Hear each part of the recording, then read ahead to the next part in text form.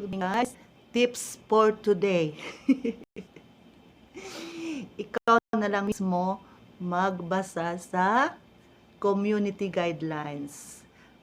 Tinuod man gid na siya guys nga kanang mga nag-tutorial guys no tinuod na. Pero pwede na ta sa tuwa maka-restrict sa tuwa, pwede na to maka-revenue sa tuwa, pwede na maka unsay tawag ani ana, maka-violation. Kay ngano guys? Ang ako na sabtan dili gyud ay itanan nga mga gipang tudlo nga dili sila pareho, di ba? Nakuha ni mga dili pareho.